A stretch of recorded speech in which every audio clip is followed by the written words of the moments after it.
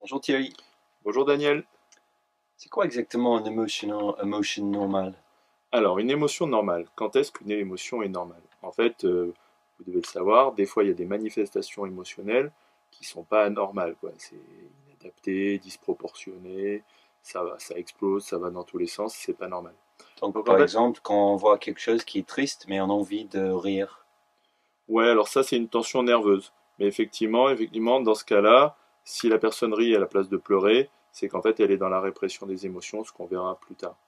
Une émotion normale, en fait, il faut savoir qu'elle est, et je reprends votre exemple, elle est adaptée à la situation, elle est proportionnelle à la situation en intensité, et elle dure pas plus de 10 minutes quand il y a une décharge. Il peut y avoir plusieurs décharges, mais ce sont des décharges qui vont durer maximum 10 minutes.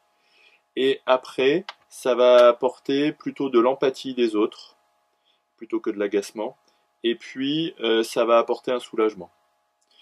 Le plus important, c'est de regarder si l'émotion, pour savoir si elle est normale, c'est de regarder si l'émotion correspond à la situation. Puisqu'en fait, une émotion, comme je vous l'ai déjà dit précédemment, Daniel, c'est une réaction à une situation. C'est une réaction pour faire face à une situation. N'oubliez pas que l'être humain, il cherche qu'une chose, c'est savoir quoi faire pour satisfaire ses besoins. Donc en fait, c'est une émotion, c'est une réaction à une situation. Et le premier truc à savoir, c'est est-ce que ça correspond bien, ce qui se passe se correspond bien à la situation. Et là, il y a un truc universel et que vous pouvez apprendre à vos enfants, que j'ai appris à mes enfants et je vois qu'ils s'en servent, donc je le conseille. C'est un truc tout simple. Mes fils ont 7 ans et je leur ai appris là, ils sont en CE1. Et en fait, c'est tout simple. Vous leur apprenez les 7 émotions et vous leur dites quand est-ce que c'est normal et naturel. Et eux, ça leur donne des bons repères. Et avec mes fils, ça marche et ça les aide. Alors en fait, qu'est-ce qu'il faut savoir? Il faut savoir que la peur, elle est normale et naturelle quand il y a du danger ou de l'inconnu. Il faut savoir que la colère, elle est normale et naturelle quand il y a un manque ou une injustice.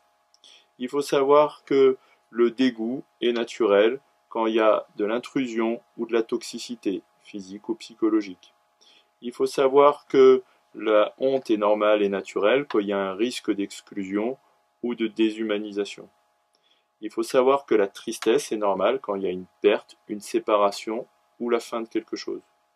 Il faut savoir que c'est normal et naturel qu'il y a de l'amour quand il y a de l'authenticité, de l'intimité, en d'autres termes, de la communication et de la vérité entre les gens. Et il est important de savoir que la joie est normale et naturelle quand il y a de la réussite et du partage.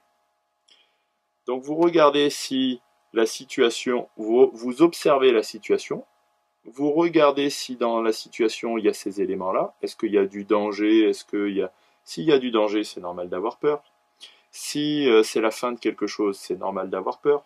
Par exemple, si vous avez le dimanche soir, vous êtes un peu triste, à la fin du week-end, c'est normal. Le blues du dimanche soir est normal, c'est la fin du week-end.